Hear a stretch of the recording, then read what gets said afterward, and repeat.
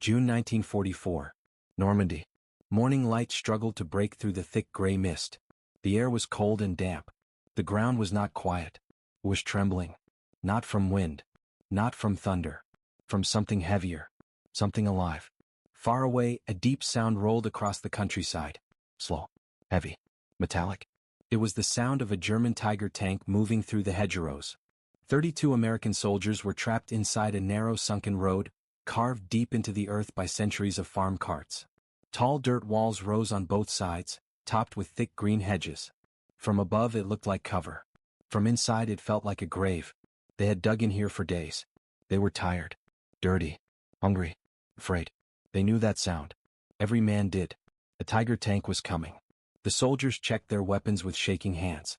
Rifles, grenades, 2 bazookas. Only 2. And everyone there knew the truth no one wanted to say out loud. The bazookas were useless. The Tiger tank was not just a tank. It was a moving fortress. Its armor was too thick. Its gun was too powerful. A frontal hit from a bazooka would do nothing. It would only tell the Tiger exactly where to fire back. The men pressed themselves deeper into the dirt. Some whispered prayers. Some clenched their jaws. Some stared straight ahead, frozen. Then the mist moved. A massive gray shape appeared at the far end of the road. The Tiger. 56 tons of steel rolled forward at walking speed. Its wide tracks crushed stones and roots without effort. The long barrel of its 88mm gun slowly turned, scanning the hedges like a hunter's eye. The tank did not rush. It did not need to. It knew it was unstoppable. Inside the sunken road, fear spread like fire.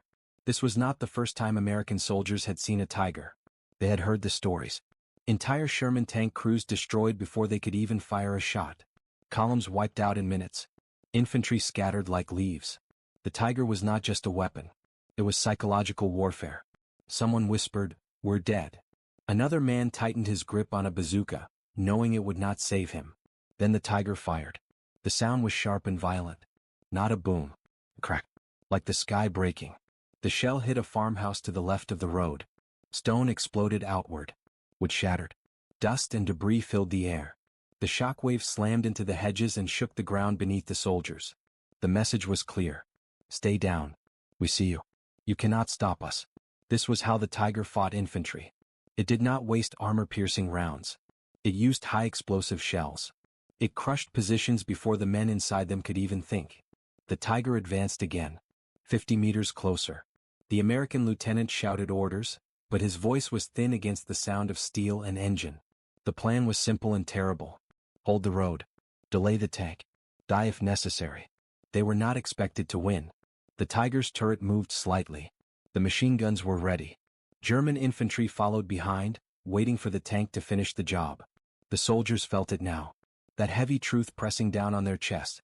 This is where we die. Then the camera of the story shifts. Not to the Tiger. Not to the lieutenant. But to a young man crouched low in the dirt, near the back of the position. His name was James Mallister. He was 23 years old. From Pittsburgh. A combat engineer. An electrician before the war. He was not a hero. He was not an officer. He was not trained to fight tanks. In his hands he held a coil of telephone wire. Standard field wire. Thin. Steel braided. Meant for communication. Not combat. Mallister stared at the wire, then toward the road. His mind was racing, not with courage but with calculation. He remembered something. Weeks earlier he had seen an abandoned Tiger tank. No fuel. No crew. He had climbed onto it. Studied it. Touched it. Counted its wheels. Too many wheels. Overlapping wheels. Tight gaps. He remembered stones jammed inside. Rubber torn. Metal strained. He remembered thinking this thing is strong, but it's complicated. The Tiger fired again. Another explosion. Closer this time. Mallister swallowed hard. The wire felt light in his hands. Useless, his training said. But another voice spoke louder. Doing nothing will kill everyone. He looked at the road ahead. He saw 2 old fence posts half buried in the dirt on either side of the sunken path. Thick, solid. The Tiger was coming. Mallister did not ask for permission. He ran. Full, fast, heart pounding. Every step felt like his last. Behind him, 31 men waited for death. Ahead of him, the most feared tank in the world rolled closer. In his hands, a simple wire. 3 seconds. One wrong idea. An idea that would either kill them all or stop the tiger. And in that moment, as the morning mist clung to the fields of Normandy like a cold, gray blanket.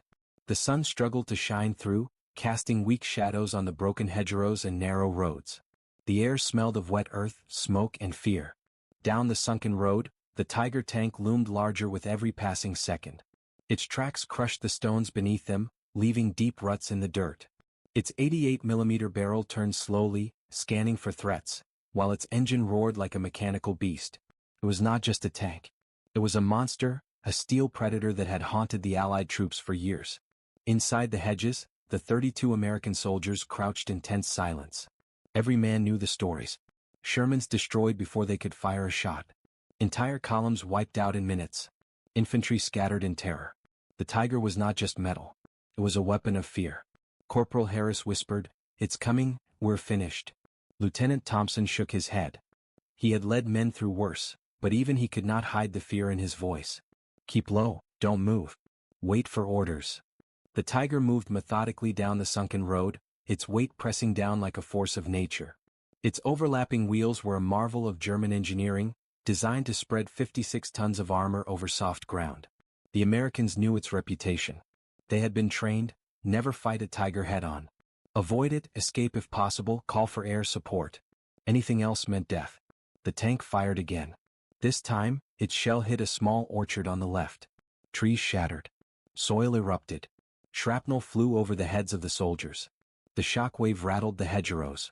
Dust filled the narrow road. Private Daniels trembled. "We're done, it's too strong." But in the back of the platoon, James Mallister remained calm. Not brave, not fearless, but focused. He had studied the Tiger before. Its wheels. Its tracks. Its vulnerabilities. He knew the machine's genius was also its weakness. The overlapping wheels could jam. A foreign object in the right place at the right time could stop the monster. The other soldiers did not understand. They did not know what he was planning. They only knew the roar of the Tiger and the pounding of their own hearts. The lead tank was now less than 50 meters away. Its turret rotated slowly, scanning left and right. The German crew inside felt invincible. They had faced infantry before. They had crushed them without mercy. A wire? That was a joke. Toy. Nothing could stop them. Mallister took a deep breath. The posts were ready. The wire was taut. One misstep, 1 second too late, and the entire platoon would die here. The Tiger moved closer. Its tracks ground through the dirt. Its weight pressed down on the earth like a living mountain. The hedgerows made it slow, careful. It could not move quickly in this narrow, confined terrain. But speed was not needed. The crew was confident. The second Tiger followed behind, then the third, then the fourth. A small formation of Germany's deadliest machines. They rolled forward like a steel wall, their guns trained, their crews ready to kill. Mallister's mind worked like a machine. He thought about leverage, tension, momentum. Each Tiger had a drive sprocket, torsion bars, and overlapping wheels. He had seen how the wheels could jam from debris. He had seen how a small object could immobilize a massive machine. Could a wire do the same? The first tank reached the wire. Mallister's fingers tightened around the coil. His heart raced, yet his movements were precise. He had only one chance. One tiny, insane chance. The wire caught on the first overlapping wheel. It wrapped around slowly, feeding itself into the track. The metal met metal. Rubber pressed against steel. The tension increased.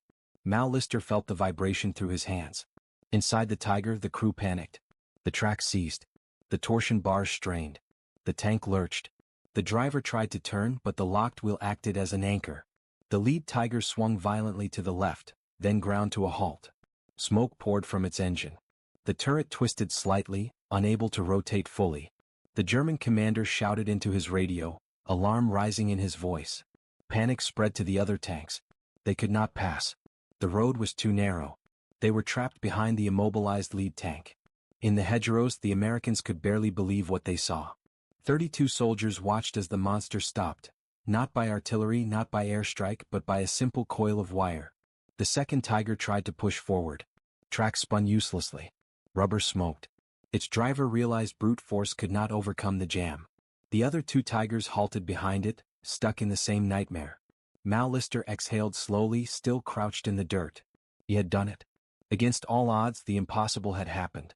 The Tiger, unstoppable for years, was now vulnerable. Lieutenant Thompson could hardly speak.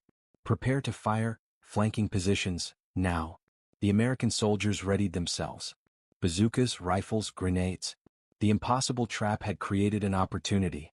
They would strike not at the front but where the tiger was weakest. The machine that had terrorized them for months was now trapped, exposed, and mortal. 3 seconds. One wire. One man. One impossible idea. The battlefield of Normandy had already claimed hundreds of lives that morning. Yet here in the gray mist, 32 soldiers had a chance to survive. The monster that had haunted Allied dreams was no longer invincible.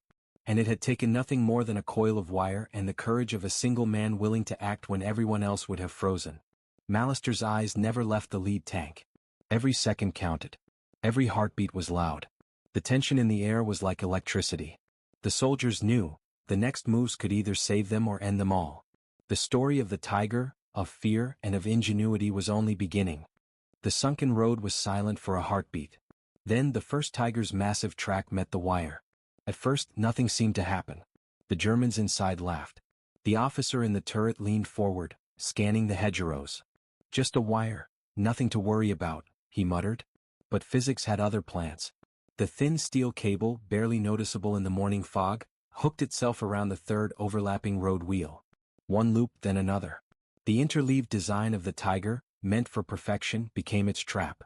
Each rotation of the wheel drew the wire tighter. The rubber tires pressed against the steel. The torsion bars groaned.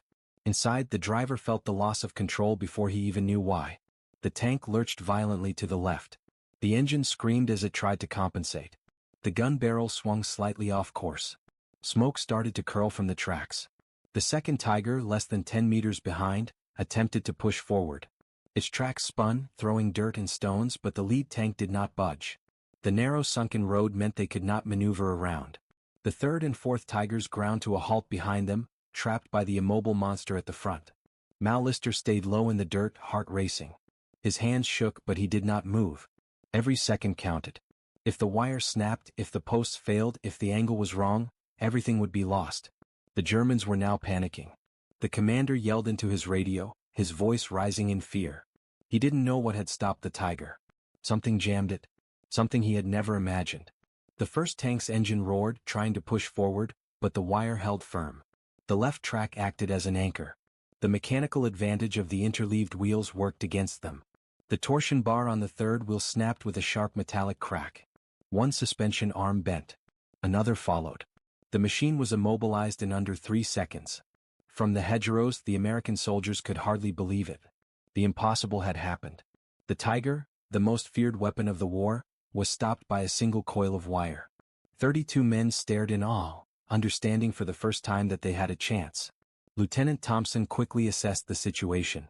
Positions. Flank it. Aim for the engine deck, the rear, he ordered. The soldiers understood the plan. They could not attack the front. The tiger's armor was too thick. Bazookas were useless against it head-on. But now, with the tank frozen and blind to its flanks, the weak spots were exposed. Private Daniels aimed his bazooka at the engine deck. He took a deep breath, remembering all the stories of men killed by the tiger. If he missed, they were dead. The second tiger's crew tried to push the lead tank. The track spun uselessly. Smoke billowed. The officer screamed, realizing brute force would not solve the problem. Mallister stayed in his foxhole, watching the chaos unfold. He did not celebrate. He knew the danger was not over. One wrong move and the Germans could still recover. But for now his desperate, absurd idea had worked. The Americans struck. The bazooka round hit the engine compartment of the immobilized tiger. Sparks flew. Smoke erupted. Flames began to lick the sides of the massive machine. The crew scrambled, realizing their pride and engineering marvel was now a trap. The other tigers were trapped behind. They could not maneuver. Their crews were confused, panicked. Without infantry support they were vulnerable. The hedgerows made the terrain a killing ground. Artillery was called in. Coordinates transmitted. 3 batteries of 105mm howitzers aimed for airburst just above the tiger formation. Within minutes, shells exploded over the hedgerows, raining metal fragments down like a storm of death. White phosphorus ignited the dry vegetation, sending up choking smoke and fire. The German infantry scattered. They had relied on the tigers to cover them. Now they had none. The Americans advanced from the flanks. The first tiger burned. Flames consumed the engine. Thick black smoke poured from the exhaust grills. The crew abandoned the tank. Some men jumped from the turret hatch. Some from the hull. The fire was rapid, violent. Survival was now the only option. The second and third Tigers remained stuck, unable to move forward or retreat. Brute force failed. They could do nothing but watch their lead tank burn and wait for the inevitable. The American soldiers understood the mathematics of armored warfare. One stopped tank could be worth more than 10 destroyed. A disabled Tiger blocked the road, consumed enemy resources, immobilized the formation. And now the numbers were on their side. James Mallister remained in his position, breathing heavily. The wire in his hands had done what artillery could not.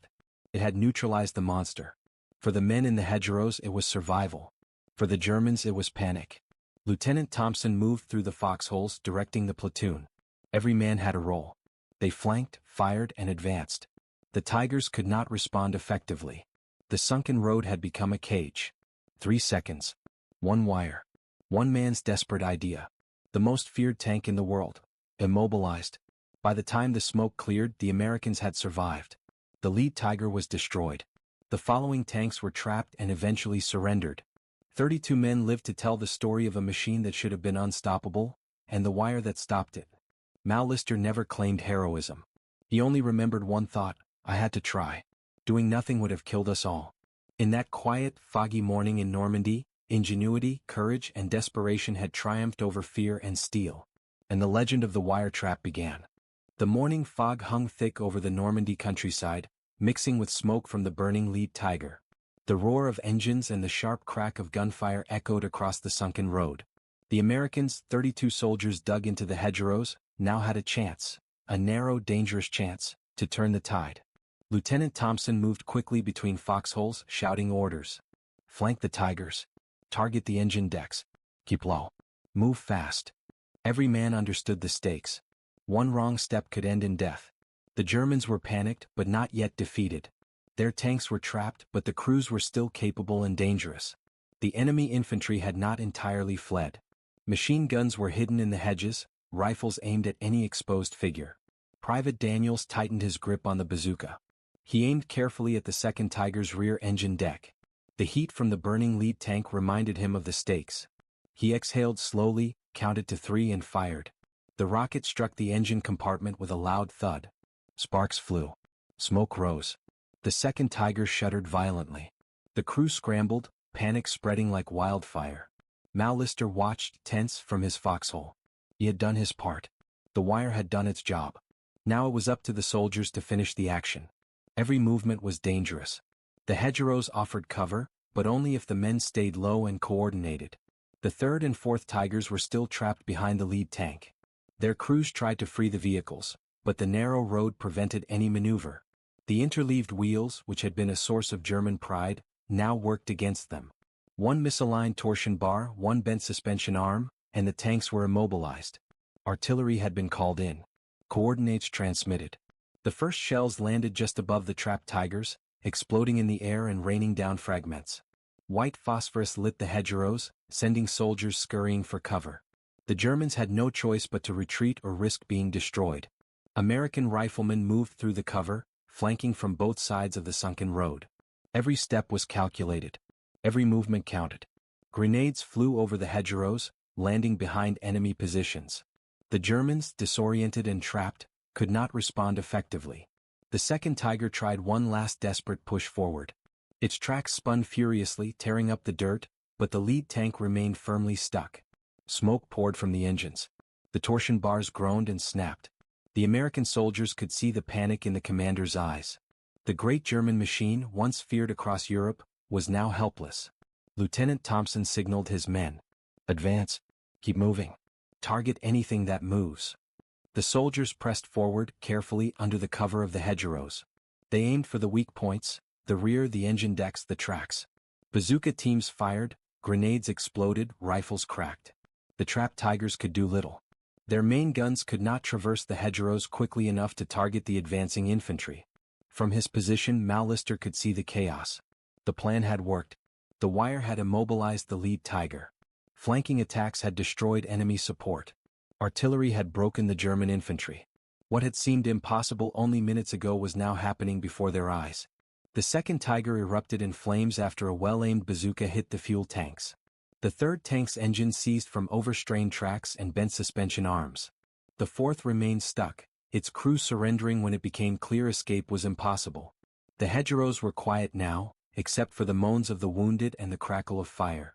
32 men had survived a fight that had seemed hopeless. The monsters that had haunted Allied dreams were neutralized, not by sheer firepower, but by ingenuity, courage, and coordinated action. Mal Lister finally allowed himself to exhale. He had not fired a shot. He had not thrown a grenade. But his wire, just a thin coil of steel, had made all the difference. Without it, the Tiger would have crushed them. With it, they had seized victory from the jaws of defeat. Lieutenant Thompson moved over to Mal Lister. You saved us all," he said, voice low but firm. "That wire. I don't even know how you thought of it, but it worked. Against all odds, it actually worked." Mal Lister shook his head. "I didn't think it would," he said quietly. "I just didn't want us all to die. It seemed worth trying."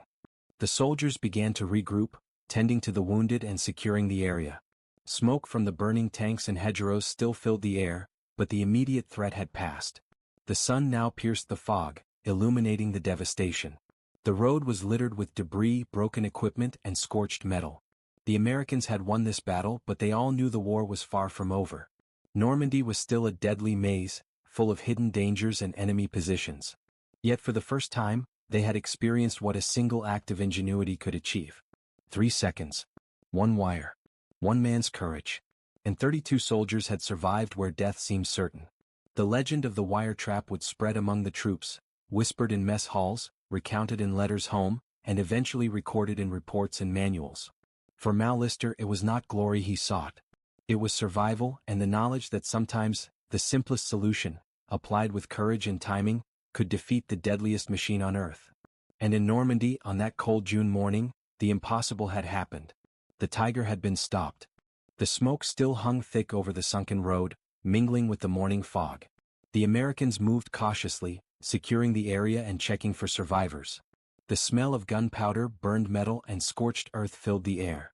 For 32 men, the nightmare had ended, but only just. The lead Tiger lay immobilized, twisted slightly to the left, its massive engine silent. The second and third tanks were either burning or jammed. The fourth had surrendered. What had once been the most feared weapon of the German army was now powerless. Lieutenant Thompson walked slowly along the road, observing the destruction. His eyes rested on the wire. It was almost unremarkable, a thin coil of braided steel lying across the dirt. Yet it had done the impossible. He knelt, picked it up, and held it carefully. 3 seconds, one wire, he muttered to himself. That's all it took. The soldiers began tending to the wounded. Medics worked quickly, bandaging injuries and carrying men back to safer positions. Many were shaken, still unable to comprehend the events. Some whispered among themselves, "How did a single wire stop the Tiger?" Mal Lister emerged from his foxhole. His hands were dirty, his uniform smeared with mud and soot, but his face was calm. He had expected nothing, hoped for nothing, yet he now saw the magnitude of what had happened. Lieutenant Thompson approached him, placing a hand on his shoulder. "Corporal Mal Lister, do you realize what you've done here? You've stopped 4 Tigers. The Germans couldn't even free them. The men, we survived because of you." Mal Lister shook his head. "I didn't stop them. I just gave us a chance. It was luck, timing, and a wire. That's it." "Luck?" Thompson laughed, a mixture of relief and admiration. "Call it what you want. But you saw the weakness no one else did. You used what you had, and you turned it into victory. You should be recognized for this." News of the incident spread quickly through the American lines. Soldiers told the story in mess halls and foxholes. How a young electrician from Pittsburgh had stopped the deadliest tank of the war with nothing but a coil of telephone wire and courage. It sounded impossible. Some doubted it, thinking it was an exaggeration. But reports from officers confirmed the event. The Germans, meanwhile, were in chaos. The immobilized Tigers blocked the road, preventing reinforcements from arriving. The trapped crews surrendered one by one, hands raised high. For many, it was better to surrender than to burn alive in their massive steel coffins. The lesson was brutal and clear. Even the most sophisticated weapon could fail when confronted with ingenuity and the right conditions. Mal Lister's commanding officer submitted a recommendation for a Bronze Star. The citation was brief, bureaucratic, and formal. For innovative action resulting in the neutralization of enemy armor. It did not capture the tension, the fear, or the daring involved. Yet it was official recognition, and that was enough for Mal Lister. The Americans began to advance further into Normandy, but the legend of the wire trap endured. Field manuals were updated. Engineer companies throughout the European theater carried extra coils of wire, not for communication but for traps. Some attempts succeeded. Others failed. But the principle was clear. Even the most powerful machines have weak points. Even the deadliest weapon can be stopped with courage, observation, and ingenuity. Mal Lister himself returned to his duties quietly without fanfare. He continued to repair roads, clear obstacles, and assist his platoon. The war went on. Battles raged. Yet that morning in Normandy had proved something remarkable. The individual could still matter even in the vast machinery of war. Years later, Mal Lister would reflect on that moment. In interviews with local newspapers, he downplayed his actions. "I just didn't want to die that morning," he said. "The wire was there. The posts were there. It seemed worth trying. I didn't think it would work, but doing nothing definitely wouldn't have worked." It was a statement of simple logic, of survival. Yet for those who had witnessed it, it was heroism. The Bronze Star was awarded, a small medal recognition of courage, quick thinking, and a willingness to act when the odds were impossible. The Tigers themselves became part of history. The immobilized lead tank was towed to a field workshop for analysis. Engineers examined every detail: the tracks, the interleaved wheels, the suspension. They found the wire still tightly wrapped around the road wheels. It had bitten deep into the rubber and even scored the steel beneath. 12 hours of repair later, the tank could operate again, but it never returned to combat. Fuel shortages and strategic decisions kept it sidelined. For Mal Lister, life returned to normal after the war. He finished his engineering degree using the GI Bill, worked as an electrician for decades, married and raised a family. The story of the wire trap was largely forgotten by the public, yet it survived in whispers among soldiers, in training manuals, and in military history. It was a quiet legend, a reminder that courage and ingenuity can tip the scales, even against seemingly unstoppable forces. And so, in the foggy fields of Normandy on a cold June morning, a thin coil of wire stopped a machine designed to dominate. 32 soldiers lived. 4 Tigers were trapped. One man, a simple combat engineer, proved that even the deadliest weapon has a weakness, and that sometimes survival depends on nothing more than daring to try.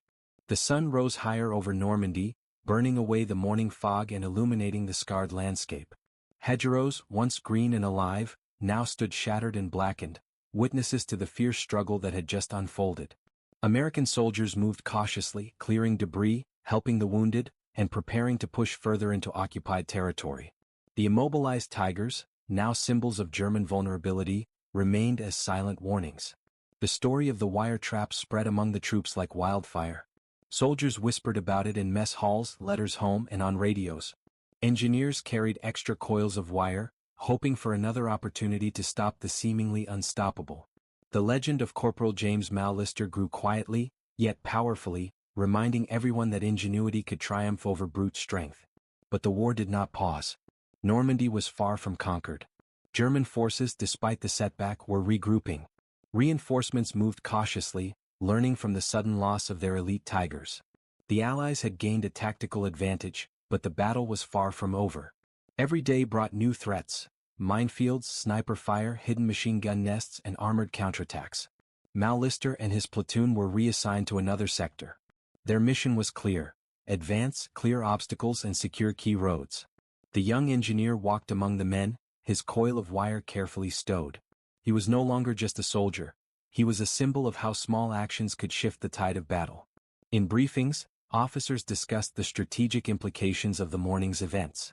The immobilization of the Tigers had created an unexpected opening. Allied forces could now maneuver through previously blocked roads, flank enemy positions, and secure villages that had been considered untouchable. Artillery units were redirected, infantry units repositioned, and supply lines strengthened. One man's quick thinking had ripple effects far beyond the sunken road. The Germans, meanwhile, were analyzing their failure. Field manuals were updated to warn against improvised traps. Engineers were ordered to check roadways carefully, infantry to scout ahead, and tank crews to monitor the terrain more cautiously. Yet, despite these precautions, the psychological impact lingered. The fearsome Tiger, once a symbol of German dominance, was now known to have weaknesses exploitable by ordinary soldiers.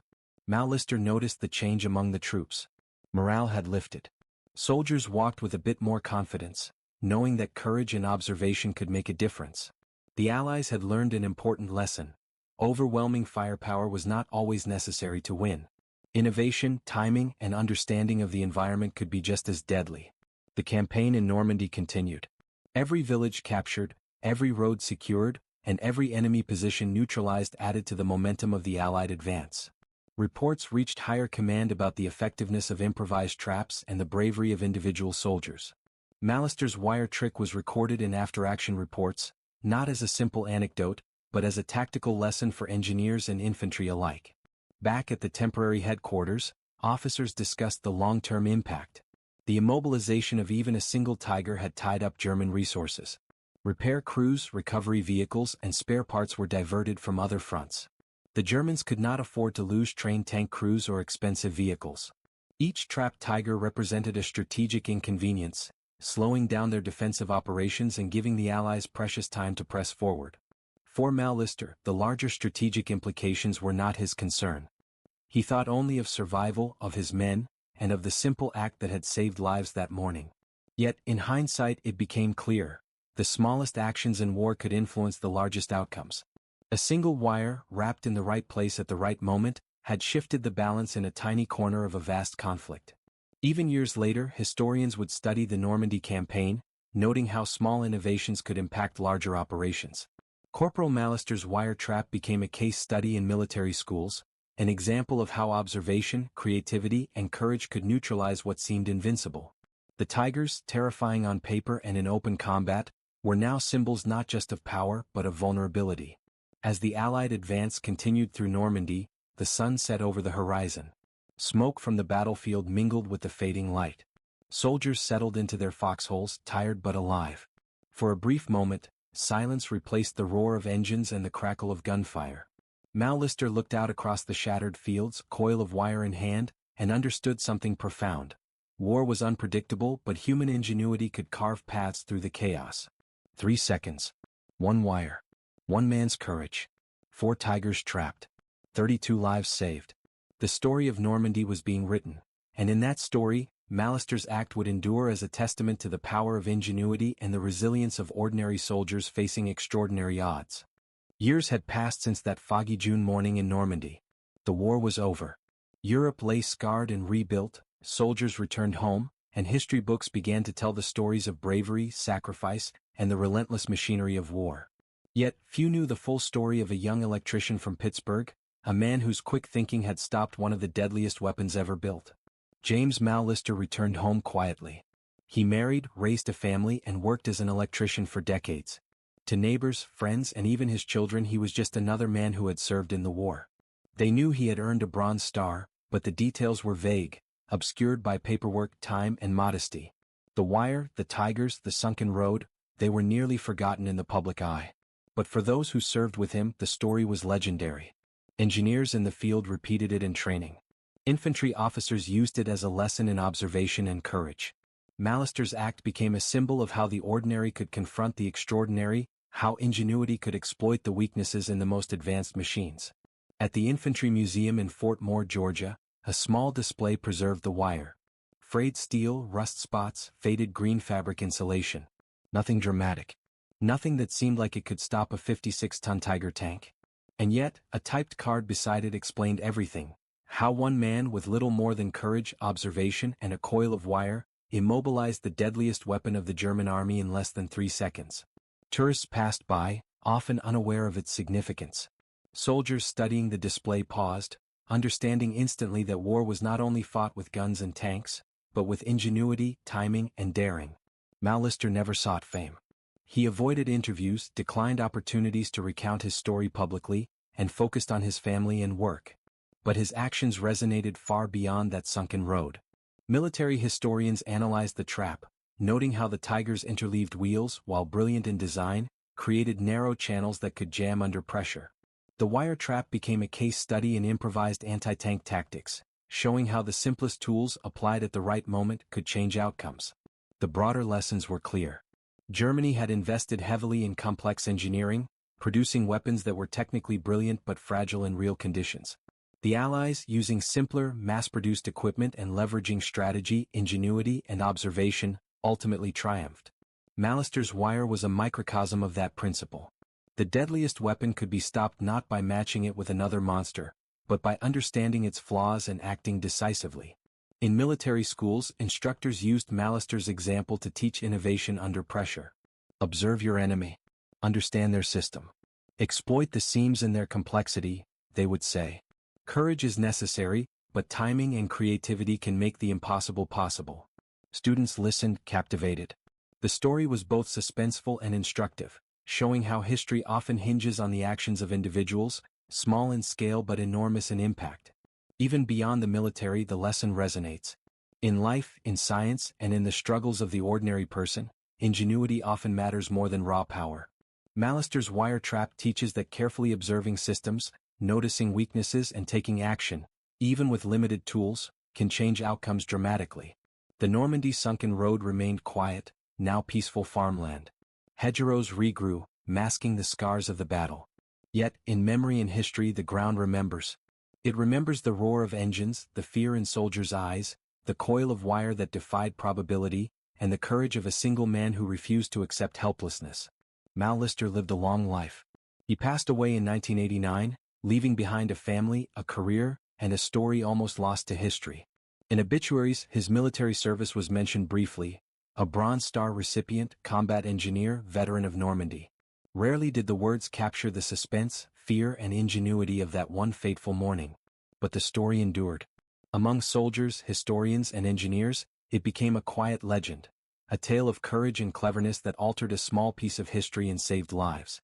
And so, the Tiger tank, once unstoppable and terrifying, became a lesson. Its design, complex and formidable, contained the seeds of its own vulnerability. A simple wire, applied by a man who refused to accept death passively, showed the world that even monsters could fall.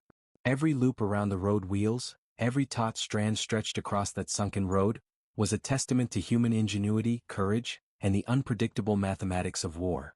History books may tell of battles won by armies, generals, and tanks.